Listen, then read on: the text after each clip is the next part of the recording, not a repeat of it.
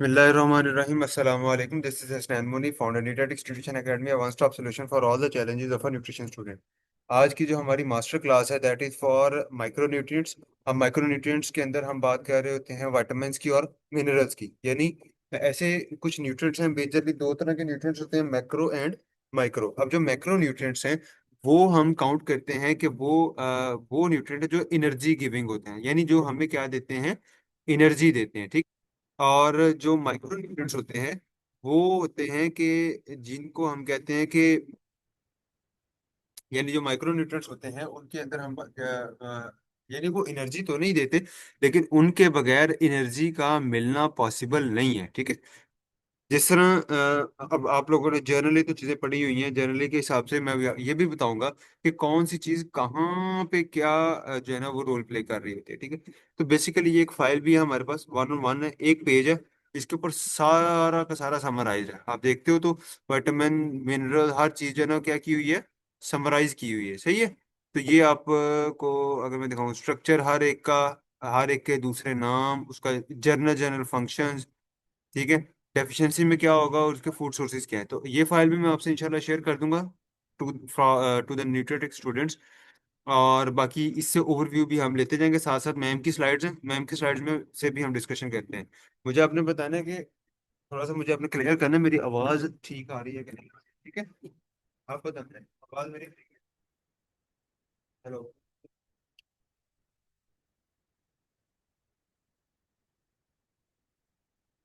या फिर सब ठीक है? पहले ठीक थी आवाज़।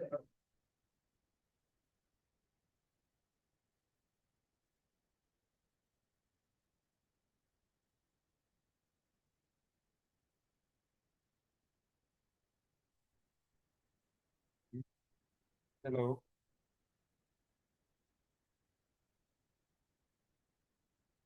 ठीक।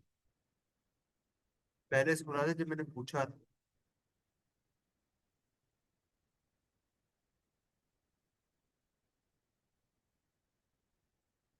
मैं तरतीब से करवाऊंगा सारे विटामिन के। चलिए ठीक है बेटा। आपने सारे करने हैं विटामिन, सारे कराने हैं उन्होंने। ठीक है। तो सीबी के बाद उन्होंने एडी पे भी आना है, तो हम तरतीब से चलते हैं, हिस्ट्री हिस्ट्री को नहीं हम देखते। ठीक है। ये आप लोगों ने डेफिनेटली रट्टा ही मारना होता है। हम बात करते हैं जो ये तीन फॉर्म्स हैं। देखो, vitamin A refer to the group fat soluble vitamin. अच्छा, दो चीजें बताना बहुत कि विटामिन, अगर मेरी कहीं आवाज नहीं आती तो आपने मुझे साथ ही मैसेज कर देना ताकि मुझे पता हो। अच्छा, पर जो विटामिन हैं वो आपके दो तरह के होते हैं, फैट सॉल्युबल विटामिन है, वाटर सॉल्युबल विटामिन। अच्छा, इस हवाले से दो चार चीजें जो आपने हमेशा अपने जहन में रखनी है वो ये है। देखिए, फैट सॉल्युबल विटामिन का मतलब क्या है कि वो हमेशा कॉन्सेप्चुअली मैं चीजें आपको बताना चाह रहा हूँ, अपने पास नोट डालने की।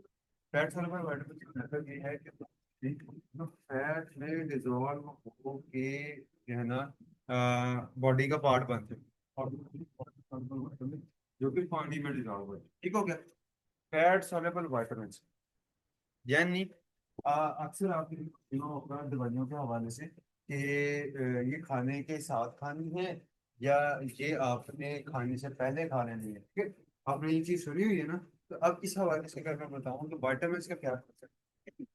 खाने में क्या होती है, फैट होती है, होता है ना खाने में फैट, चर्बी, ऑयल। ठीक है। तो इस वजह से कहा जाता है कि अगर आपने फैट सॉल्युबल विटामिन खाना है, किसी फैट सोर्स के साथ खाएं ताकि वो प्रॉपरली जल्द हो सके आपको बॉडी में। इसमें खासतौर पर लाइक आप विटामिन डी की मिसाल लेते हैं, तो विटामिन डी का इंजेक्शन आपने सुना होगा, तो विटामिन डी है वो इंजेक्शन हमें पीना चाहिए, पीते हैं, मतलब उसके इंजेक्शन पीते हैं, किसके साथ पीते हैं, दूध के साथ। क्यों? क्योंकि एक तो दूध में कैल्शियम है, वो अच्छी तरह absorb हो जाएगा, विटामिन डी हेल्प करता है कैल्शियम के प्रॉब्लम। दूसरी वजह क्या है कि मिल्क के अंदर फैट होता है, और वो फैट जो है वो फैट सॉल्युबल हेल्प करता है absorb। ठीक है। तो फैट सॉल्युबल विटामिन मोस्टली जो है वो किसके साथ खाए जाते हैं, खाना खाने के साथ लिए जाते हैं। लाइक अगर आप मल्टीवाइटामिन की बात करते हो या सप्लीमेंट्स की बात करते हो, तो जो फैट सॉल्युबल वो आप किसके साथ लोगे, वो खाने के साथ जाएगा। और जो वाटर सॉल्युबल विटामिन होते हैं they go with खाली पानी। खाली पेट में अगर हम करेंगे तो वहाँ पे हो जाएंगे। ठीक हो गया। पहला कॉन्सेप्ट ये। दूसरा दूसरा कॉन्सेप्ट ये है कि जो फैट्स आपकी बॉडी से यूरिनेशन होती है, आपकी बॉडी से स्वेट निकलता है, आपकी बॉडी से फीसेस निकलते हैं, बॉडी एक्सक्रीट होते हैं ना। तो एक पर्सन की बॉडी से जो मोस्ट है वो क्या निकल रहा है, फैट निकल, बहुत सारी वाटर जो है ना वो निकल रहा है। यानी एक पर्सन है उसकी बॉडी से ज्यादातर क्या एक्सक्लूड हो रहा है, पानी। तो अब जो पानी है उसके साथ कौन सा विटामिन बॉडी से निकलते हैं, वाटर सोलेबल विटामिन। तो जब बॉडी की जो एक्सक्रीशन होती है, अगर आप उसकी बात करें तो उसके अंदर हम, तो बॉडी की जो एक्सक्रीशन होती है उसके अंदर क्या होता है कि भाई उसमें आपके मेनली जो विटामिन्स हैं वो वाटर सोल्यूबल विटामिन जो बॉडी से क्रिएट होते हैं, ठीक है। फैट सोल्यूबल एक्सक्रीट नहीं होते। और जब आप फैट सोल्यूबल की बात करते हैं तो फैट सोल्यूबल विटामिन बॉडी के अंदर रिटेन करते हैं, जमते हैं, रुकते हैं।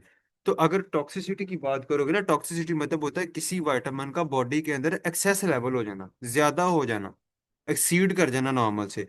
तो वो कौन सा कॉन्सेप्ट होगा, एक्सेस लेवल क्या होगा, फैट सोल्युबल विटामिन। मोस्टली अगर आप देखते हो कि किसी कोई विटामिन की टॉक्सिसिटी हो गई है ना बॉडी के अंदर, तो वो कौन सा विटामिन होगा, वो फैट सोल्युबल विटामिन होगा। क्यों, क्योंकि water soluble vitamin mostly body से क्या कर जाते हैं, निकल जाते हैं, रिलीज आउट हो जाते हैं।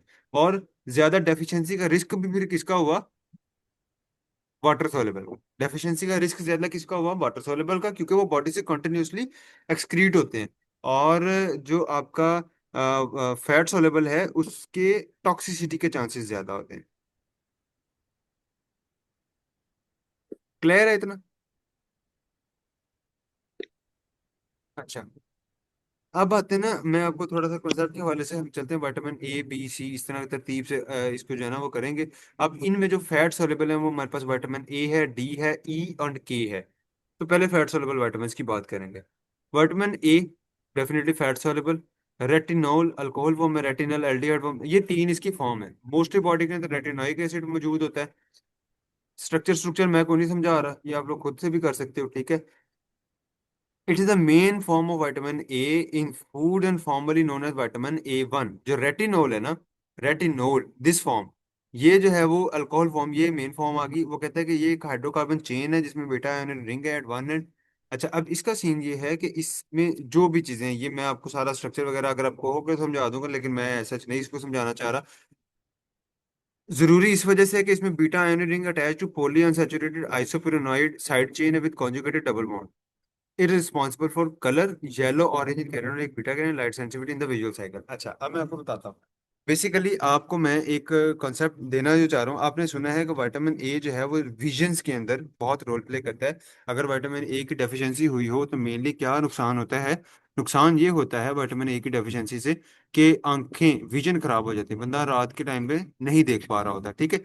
वो क्यों होता है, उसकी वजह यह है कि बिकॉज विटामिन ए का ये जो स्ट्रक्चर है ना, ये जो रेटिनोल है, ये आपके सामने, इसके स्ट्रक्चर के अंदर ये जो रिंग है, एक रिंग है, एक समझे रिंग है, और उसके साथ एक लंबी चेन बांधी हुई है, ठीक है।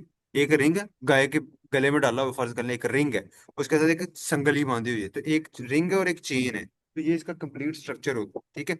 अब इस कंप्लीट स्ट्रक्चर ये क्या है, एक तो ये कलर देता है येलो ऑरेंज इन कैरोटीनॉइड्स लाइक बीटा कैरोटीन। अच्छा, यानी ये तो विटामिन ए जिस जिस फूड में होगा वो आप देखो ब्राइट कलर होते हैं। आप गाजरों की देख ले, उसके अलावा आप ये और बहुत सारे जितने जो भी इसके सोर्सेज हैं ना, यानी फ्रूट्स वेजिटेबल्स को देखा तो ब्राइट कलर जो फ्रूट्स वेजिटेबल्स होती हैं ज्यादातर they are the source of vitamin A. तो एक तो जिसको कलर देता है ये वाला स्ट्रक्चर, और दूसरा लाइट सेंसिटिविटी। अब ये आगे तो नहीं है, लाइट सेंसिटिविटी का मैं कॉन्सेप्ट अगर आपको समझाऊं ना, तो यार वो इस तरह है कि लाइट सेंसिटिविटी जो है ना, वो आपको होगा क्या, होता ये है कि ये जो आपका है, चलें ये आगे मैं इंशाल्लाह आपको समझाता हूँ, आगे आनी है इसने, तो आगे हम इस चीज के ऊपर बात करेंगे, ठीक है। आगे आगे रेटिनल, ये इवनिंग वाले भी इसी चीज को समझे, आपका भी मोस्टली इससे रिलेटेड होना है। Retinol itself is the pale yellow, एक तो ये पेल येलो है या कलरलेस होता है। सॉल्युबल किसमें है, फैट में है, पानी में सॉल्व नहीं होगा। Stable to heat at ordinary cooking temperature, जितने फैट सॉल्युबल विटामिन है ये ज्यादातर स्टेबल होते हैं हीट पे, ठीक है। But liable to oxidation and destruction if the fat that contain it turn rancid. अच्छा, एक दो चीजें इसमें है, देखिए ये खुद खराब नहीं होते, हीट स्टेबल है। बहुत सारे हमारा नुकसान, हम विटामिन मिनरल हमारे खानों में इतने ज्यादा विटामिन मिनरल हैं कि आपकी सोच है, लेकिन हमें क्यों नहीं मिलते। Anyone who want to speak up, मेरा ख्याल है कोई नहीं बोलना चाहेगा, टाइम थोड़ा है। तो वजह क्या है? वजह ये है, ये मैं आपको ज्यादा, मैं मेरा आज का पर्पज ऑफ स्पीकिंग भी इसी वजह से है कि यार कंसेप्चुअली भी चीजें हैं, अब जब प्रैक्टिकली बात करो तो आप किसी को समझा सको। Vitamin and mineral are prone to cooking techniques. हमें हमें विटामिन मिनरल क्यों नहीं मिल रहे, हमें सप्लीमेंट्स की जरूरत क्यों है? क्योंकि हम खाना पकाते हैं रज के। चाइनीज देख लें, आप बाहर के लोगों को देखें, वो सैलड खाते हैं, कच्ची सब्जियां खाते हैं, पकाते नहीं है उसको, ठीक है, क्योंकि उनमें जो विटामिन मिनरल है वो जरूरी होते हैं, they think that they are necessary, और वो हीटिंग से, ओवरली कुकिंग चीजों से पक जाते, खराब हो जाते हैं, विटामिन लॉस हो जाते हैं, ठीक है। बार बार सब्जी धोने से वाटर सॉल्युबल विटामिन निकल जाते हैं। बहुत बुरी तरह पकाने से फैट सॉल्युबल विटामिन खराब हो जाते हैं, जो कि वो बता रहा है। तो हम एक तो सब्जी अन्यवाद हो ही जाएंगे, क्योंकि हमारी बनाने की मतलब ग्रो करने की टेक्निक्स भी वैसी ही हैं। उसके बाद हम, जब तक उसका वो कुचुम्बर नहीं ना बन जाता सब्जी का, तब तक हम नहीं कहते कि सालन पका हुआ है। यानी हल्का सा भी कच्चा सालन हो जिसमें विटामिन मिनरल के थोड़ा सा भी चांस होके पड़ा होगा, उस सीन में भी क्या है कि एट द एंड जो है उसके अंदर हम उसका कचूमर इतना कर देते हैं, हम कह देते हैं ये खड़ा हुआ खड़ा सालन जो है ना वो खड़ा खड़ा है। तो खड़ा हुआ सालन इज नेसेसरी, क्योंकि उसके अंदर विटामिन मिनरल है। हमें जब तक वो पूरा गला हुआ सालन है ना मिला जाए ना, ऐसे पका हुआ, तब तक हम पसंद नहीं करते। तो उसकी वजह से बहुत सारे विटामिन मिनरल जो है वो लॉस हो जाते हैं, और इसकी वजह से हमें जो है वो करना पड़ता है। हम, इट इज नेसेसरी और इट इज कंपलसरी कि आप, अब आप नॉर्मली देखो कि नॉर्मली डाइटिशियंस जो हैं वो रिकमेंड करते हैं कि आप डेली का एक मल्टीविटामिन की टैबलेट आप लाजमी खाएं टू बी एक्टिव, ठीक है, and that's necessary. Vitamin E if present protect is from oxidation. अगर विटामिन ए के साथ ई भी प्रेजेंट हो तो ये मिल के जो है ना वो इसकी ऑक्सीडेशन को बचा सकते हैं, और ये यानी आपको अवेलेबल हो सकता है। Sources of vitamin A mostly आपके एनिमल सोर्सेज हैं। कैरेट, स्पिनच देख रहे हैं, स्वीट पोटैटो है। ये यानी दो तरह से विटामिन ए आपको मिल सकता है, एक एनिमल सोर्स है, एक प्लांट सोर्स है। एनिमल सोर्स से डायरेक्टली आपको विटामिन ए की एक्टिव फॉर्म मिलती है, रेटिनॉल जिसको आप कह रहे हो। और जो प्लांट सोर्स है वहां से आपको मिलता है कैरोटीनॉइड, वहां से आपको बीटा कैरोटीन मिलता है। Beta carotene is not vitamin A, लेकिन बीटा कैरोटीन जो है वो कन्वर्ट हो सकता है इनटू विटामिन ए, ठीक है। तो ये उसकी एक फॉर्म है। तो 6 बीटा कैरोटीन मिल के एक रेटिनॉल के बराबर एक्टिविटी परफॉर्म करते हैं।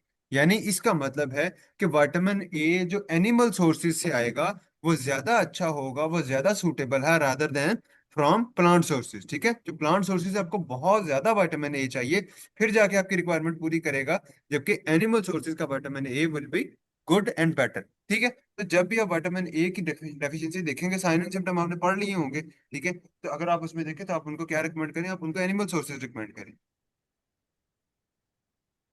और वो क्या कहते हैं कि अगर आप सिर्फ एक table spoon of vegetable oil डाल देना डाइट में, खाने में नहीं, डाइट, डाइट का मतलब है पूरे दिन में कहीं ऐड कर दें, तो उससे विटामिन ए की, यानी कोई भी विटामिन ए रिच फूड आप खा रहे हो, कोई भी, लाइक आप एग्स खाना चाह रहे हो, उसमें ऑलरेडी फैट होता है, मीट है, तो मीट जरा फैट वाली चीज के साथ अगर आप थोड़ी सी खा लें तो उससे विटामिन ए की जो है अच्छी एब्जॉर्प्शन हो सकती है। इसी के अलावा यानी कैरेट, स्पिनच और स्वीट पोटैटोज हैं, अगर आप इसका सैलड बनाते हैं तो सैलड के ऊपर 1 टेबल स्पून जो है वो ऑयल, ये वेजिटेबल ऑयल नहीं, वो यूजुअली जो रिच पीपल होते हैं वो फिर ऑलिव ऑयल को स्प्रिंकल करते हैं, ठीक है। तो 1 टेबल स्पून या 1 टीस्पून ऑयल आप उसमें स्प्रिंकल कर दे, तो उससे विटामिन ए की जो एब्जॉर्प्शन है वो ओवरऑल क्या हो जाएगी, अच्छी हो जाएगी, बेहतर हो जाएगी।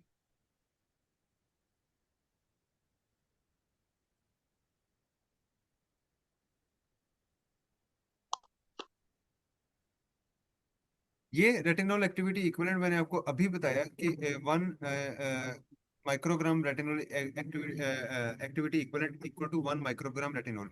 यानी अगर एनिमल सोर्स से आप एक मॉलिक्यूल ऑफ विटामिन ए खा रहे हो तो आपको एक मिल रहा है, मतलब मैं मिसाल दे रहा हूँ।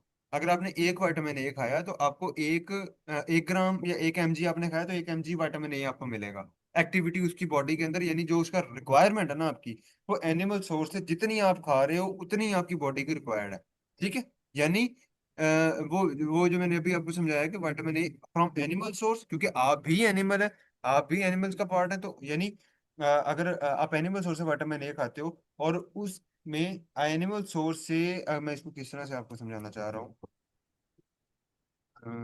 12 माइक्रोग्राम 24, ठीक, मैं समझाता हूँ। देखें, आपने एक, मैं हम मिसाल देते हैं कि आपने 5 विटामिन ए खाए, 5 विटामिन ए ने आपकी, या एक विटामिन ए आपने खाया, रेटिनोल एनिमल सोर्स से आपने एक विटामिन ए खाया, तो वो एक विटामिन ए आपकी बॉडी को जो रिक्वायरमेंट पूरी करेगा, उस, अगर सेम विटामिन ए रिक्वायरमेंट आपने पूरी करनी है फ्रॉम प्लांट सोर्स, तो आपको 12 खाने पड़ेंगे। ठीक है, 12 उसके बीटा कैरोटीन खाने पड़ेंगे। मैंने आपको बताया एनिमल सोर्स से विटामिन ए आता है रेटिनोल फॉर्म में, प्लांट सोर्स से आता है बीटा कैरोटीन की फॉर्म में। तो vitamin A from animal source, उसके लिए आपको क्या है, उसके लिए एक मॉलिक्यूल खाना है, एक, अगर एक की रिक्वायरमेंट तो आपको एक ही खाना पड़ेगा। लेकिन अगर फीमेल साइड उसमें, सॉरी फीमेल कह रहा हूँ, वेजिटेबल सोर्सेज से अगर आपके पास आता है तो आपको कितने मॉलिक्यूल खाने पड़ेंगे, 12। ठीक है, 12 मॉलिक्यूल खाएंगे तब वो एनिमल के एक के बराबर है। ठीक है, तो ये चीज इसके अंदर जो है वो आपने काउंट करनी होती है। बाकी इसकी अपर लिमिट वो आप देख लें, टॉक्सिसिटी इसकी अवॉइड करनी होती है क्योंकि ये फैट सॉल्युबल विटामिन है, तो इसको मैं स्किप कर रहा हूँ। एब्जॉर्प्शन इसकी बात करते हैं, vitamin A found in animal retino retinised compound, fatty acid retinised do not have vitamin A to anti the retino fatty acid are separated in the retina, this process require bile and pancreas lipid. ये बहुत जरूरी concept है जिसको आपने समझना है, गौर से समझना है। ठीक है, ये आपके लिए बाकी चीजों के अंदर भी रोल प्ले करेगा। फैट आपकी बॉडी में डिसॉल्व किस तरह होते हैं, फैट, तो ये आपने समझना है। कंसेप्ट देने लगा हूँ तो ध्यान से जरा। हम बेशक आज के लेक्चर में सिर्फ विटामिन ए और डी कर पाए, लेकिन मैंने आपको समझा किस तरह जाना है कि आपके लिए बाकी चीजें आसान हो जाएंगी। ठीक हो गया।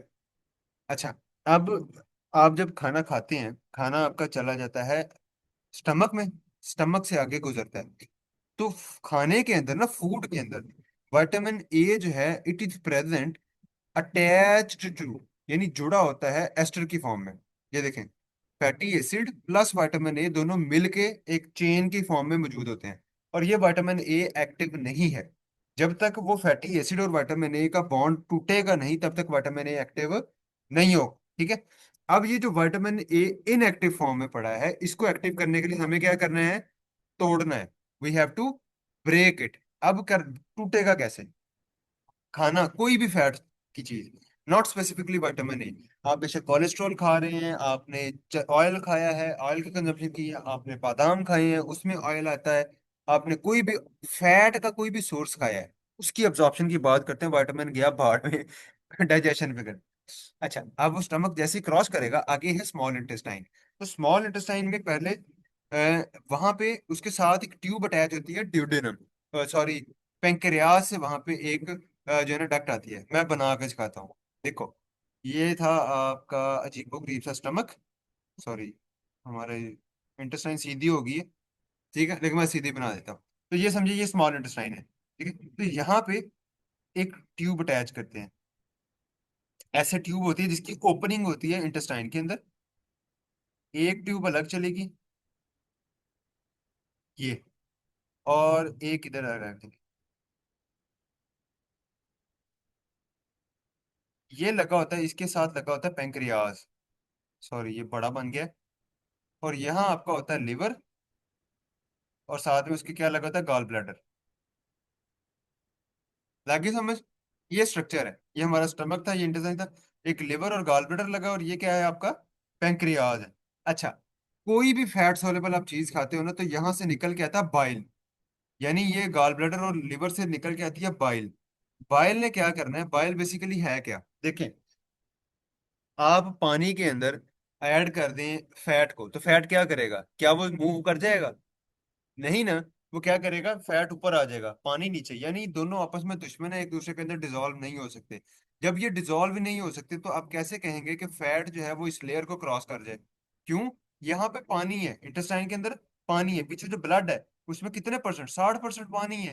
तो कैसे आप ये एज्यूम कर सकते हैं कि फैट जो है वो उस ब्लड के अंदर जो है वो ऐड हो जाएगा। तो फैट कभी भी डायरेक्टली ब्लड के अंदर इस तरह से ऐड नहीं होता।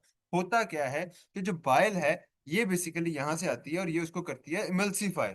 इमल्सीफाई का मतलब क्या होता है, बेसिकली वो उसको, यानी ये pro vitamin A can be enzymatic separate when the intestinal cell और liver cell to form retinal और to lesser extent retinoic acid. क्या किया जाता है कि यहाँ से निकलता है lipase. Pancreas is the site for enzyme. Pancreas क्या है, एंजाइम की, ये लिख लें, ये आपके बाकियों में भी काम आएंगे, फिजियोलॉजी के अंदर भी ये आपके काम आएगा। ठीक है, डाइजेशन का अगर टॉपिक पढ़ने लगो। ठीक है, तो इसने एंजाइम रिलीज करने हैं, इसके पास कौन कौन से एंजाइम है, इसके पास एंजाइम है बेटा, इसके पास प्रोटीएसिस है, यानी मैं आसान अल्फाज में बताता हूँ, प्रोटीन को तोड़ने के एंजाइम इसके पास है, इसके पास कार्बोहाइड्रेट को तोड़ने के एंजाइम है, इसके पास फैट को तोड़ने के एंजाइम है, लाइपेज। अब लाइपेज और ये बाइल, बाइल इधर से रिलीज हुई, ठीक है, और उसने जो है वो अपना काम किया, और उसके साथ साथ जो है वो आपका उधर से क्या रिलीज हुआ आपका, लाइपेज। लाइपेज क्या करेगा, फैट मॉलिक्यूल की डिस्ट्रक्शन, यानी कि उसको तोड़ता है। और बाइल क्या करती है, बाइल करती है इमल्सिफिकेशन। इमल्सिफिकेशन क्या होती है?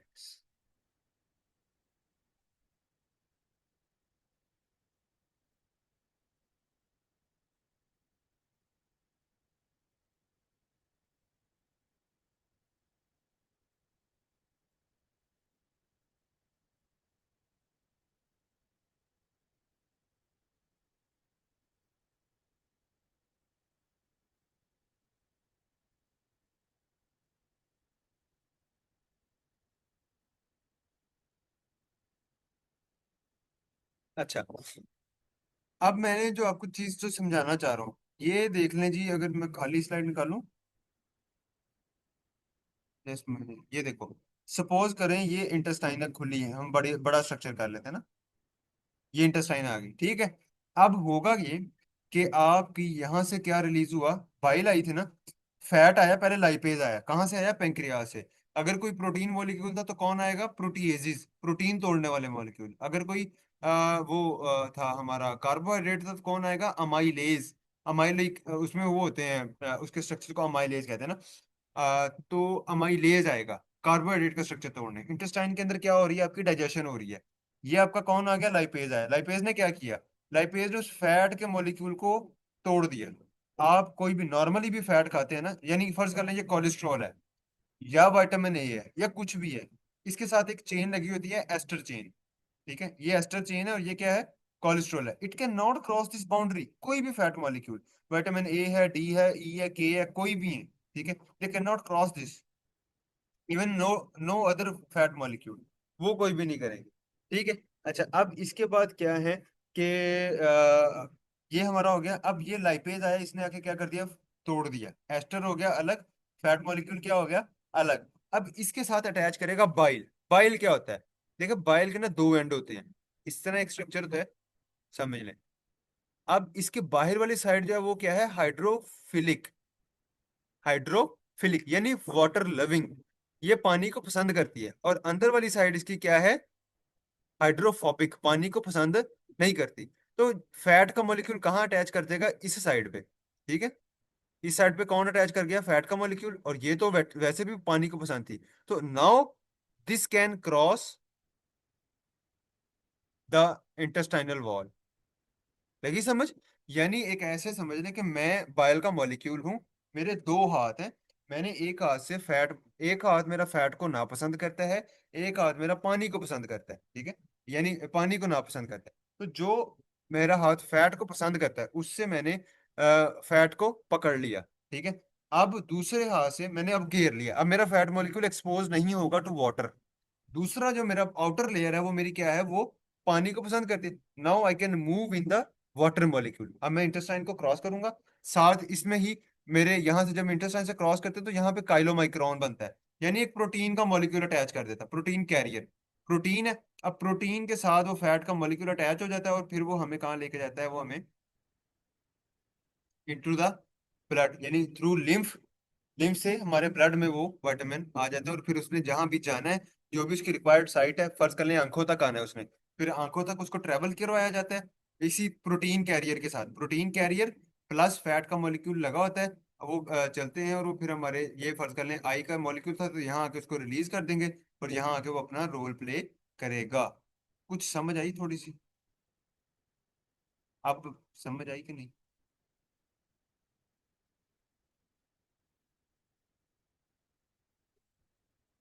कुछ समझ आई थोड़ी सी? क्या बनाया यहाँ, देखो कितना बुरा लग रहा है, व्हाइट पे तो फिर भी अच्छा लग रहा है। रुको, मैं एक और जगह से दिखाता हूँ। सिर्फ डाइजेशन भी होगी ना, मैं कहता हूँ मेरे पैसे पूरे हो जाएंगे आज के हमारे। आपने बस जाना नहीं है, गौर से सुनते रहना, ठीक है। छोड़ ना देना लेक्चर बीच में भी, नहीं तो रह जाएगा आप।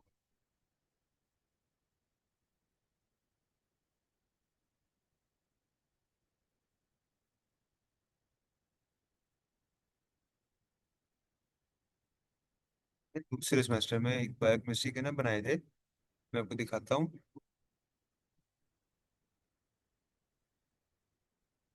प्लाज्मा फात्मा फाइनल, ये मेटाबॉलिज्म।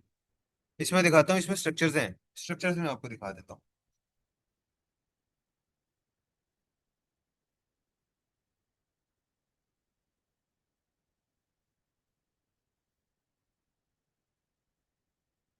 ये देखो, ये कोलेस्ट्रॉल प्लस एस्टर, यानी कोलेस्ट्रॉल जहां जहां CHOL लिखा हुआ है ना, इसका समझ रहे विटामिन ए है या कोई भी फैट का मॉलिक्यूल है। इस पे बाइल और पेंक्रियाटिक एस्ट्रेज ने काम किया, लाइपेज वगैरह ने, जो भी है। फैटी एसिड अलग हो गया, कोलेस्ट्रॉल अलग हो गया। अब ये जो कोलेस्ट्रॉल है, इसके साथ कौन अटैच करता है? प्रोटीन का मॉलिक्यूल, यानी एस्टर। बाइल ने क्या किया है? बाइल आई, बाइल ने पकड़ के उसको तोड़ा, अलग अलग कर दिया। अब हमारे पास ये है कोलेस्ट्रॉल एस्टर, ये एस्टर है, वो चेंज है, चेन। ठीक है। ये TG ट्राइग्लिसराइड कौन से होते हैं? फैट के मॉलिक्यूल को कहते हैं। TG क्या है? ट्राइग्लिसराइड, फैट के मॉलिक्यूल को कहते हैं। यानी कोलेस्ट्रॉल हो गया, विटामिन कोई भी हो गया, ये वो है। साथ में कौन है? PL, PL कौन है? Pancreatic lipase, pancreatic lipase. ऐसा वो लाइपेज कहाँ से आया? पेंक्रियाज से एक फैट का मॉलिक्यूल जो है वो आया है। सॉरी, फैट डाइजेस्टिव एंजाइम है पेंक्रियाटिक लाइपेज, पेंक्रियाज से निकला और इसने तोड़ना था फैट को, पीछे तोड़ा है इसने। ठीक है। और साथ में क्या है? ApoB48, ये बेसिकली प्रोटीन मॉलिक्यूल है। वो मैंने शुरू में आपको बताया कि प्रोटीन के बगैर वो मूव नहीं कर सकता। ये सारे मिलके एक स्ट्रक्चर बना लेते हैं, इकट्ठे जुड़ जाते हैं। ठीक है। यानी फैट को प्रोटीन के मॉलिक्यूल ने घेरा डाल लिया, ताकि वो एक्सपोज ना हो और उसको इजीली मूव किया जा सके। ठीक है। ये हमारे किस में आ जाएगा? लिम्फ में। लिम्फ से हमारे कहाँ पे आ जाएगा? ब्लड स्ट्रीम में। लिम्फ क्या होता है? लिम्फ बेसिकली जिस तरह हमारी पूरी बॉडी के अंदर खून की नालियां है ना, इसी तरह सेम टू सेम हमारी बॉडी के अंदर जो है वो एक और पूरा सिस्टम है जिसको लिम्फेटिक सिस्टम कहते हैं। वहां पे मूव करते हैं ये फैट सॉल्युबल मॉलिक्यूल्स। ठीक है। यानी लिम्फ में जाएगा, लिम्फ वाली वेसल से डायरेक्टली किस में चला जाएगा? ये आगे हमारे ब्लड का पार्ट बन जाएगा। और ब्लड फिर प्रोटीन मॉलिक्यूल और वो फैट का मॉलिक्यूल, वो फिर कैरी करेगा टुवर्ड्स द साइट, जो भी उसकी फर्दर ऑन साइट होगी, और वहां फिर उसको फर्दर जो भी उसका फंक्शन है वो परफॉर्म करेगा। लगी समझ के नहीं? अच्छा, आप लोगों ने लाइपोप्रोटीन का लफ्ज सुना होगा? लाइपोप्रोटीन, अभी तक किसी ने सुनाया हो?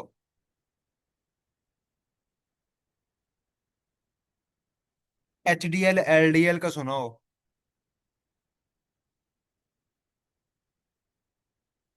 HDL और LDL, वो तुमने तो कोर्स किए हैं मलाइका मेरे से, मैं बाकी बच्चों का पूछ रहा हूँ। जैसे अदन है या अरीशे है, आप लोगों ने कोर्सेज नहीं किए हुए तो मैं पूछ रहा हूँ। LDL HDL सुना हो आपने? अदीबा आपने भी कोर्स किया हुआ है। ओके।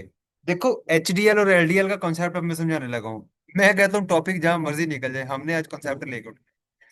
HDL LDL की बात कर रहे हैं। देखो, अभी मैंने आपको एक स्ट्रक्चर दिखाया। HDL क्या होता है? High density lipo protein. LDL क्या होता है?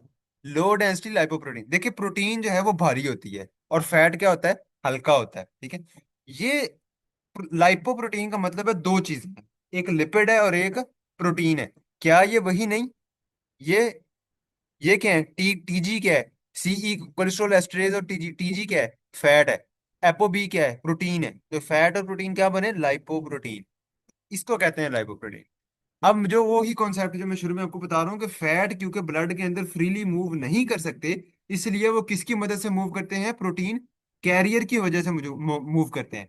तो जब ये मॉलिक्यूल जो है, अगर आप समझे कि किसी के पास 90% फैट है, 10% उसके पास प्रोटीन है, तो उसका ओवरऑल वेट हल्का होगा। यानी मैं समझाऊं आपको, एक, आप समझे कि यार जो फैट है ना वो ओवरऑल हल्का होता है, पानी के ऊपर क्या करता है? तैरता है, उसकी डेंसिटी क्या है? कम है। प्रोटीन जो है वो भारी होती है। यानी अगर आप एक गिलास फैट ले लें, गिलास, और एक गिलास आप गोश्त ले लें, प्रोटीन, कौन सा गिलास भारी हो? भारी पूछ रहा हूँ। दोनों बराबर हैं, भरे आपने बराबर हैं। लेकिन जो फैट वाला एक आपने भरा और एक आपने भर दिया गोश्त से, भारी कौन सा होगा?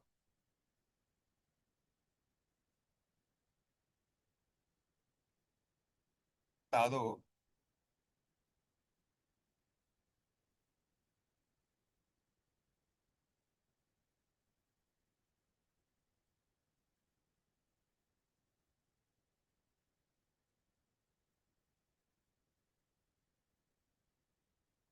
भारी कौन सा होगा?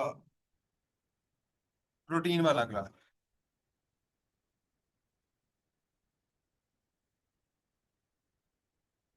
देखें, बेसिकली मैं समझाना ये चाह रहा हूँ, देखिए जिस जिस एक एक गिलास है उसमें आप समझ लें, उसमें 80% आपने प्रोटीन भर दी, 20% फैट है, वो भारी होगा। हालांकि उतना ही भरा हुआ है, टोटल 100% बराबर है। एक हुआ है जिसमें 80% फैट है और 20% प्रोटीन है, तो उसको उसका ओवरऑल वजन, कंपैरेटिव वजन दोनों का करोगे तो फैट वाले का वजन कम होगा, क्योंकि उसकी ओवरऑल भारीपन उसका कम है। फैट हल्का होता है, पानी के ऊपर तैरता है, गोश्त की गुट्टी डालेंगे वो नीचे चली जाएगी पानी के, भारी होती है। इसी हवाले से डेंसिटी, डेंसिटी का मतलब होता है भारापन।